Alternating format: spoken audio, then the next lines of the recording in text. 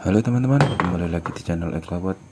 Di video hari ini saya akan membuat ide usaha dari satu batang kayu yang tidak kepakai atau kayu limbah ya. Ini saya memakai kayu jati.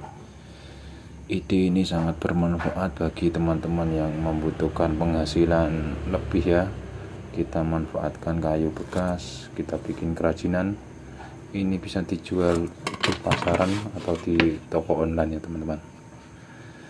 Ini saya menggunakan kayu kelebaran 8 cm dan tebal 18 mili ya. Ini saya memakai kayu jati, sisa kayu jati. Nah, untuk step dan stepnya langsung saja kita lihat di video saya ini ya teman-teman.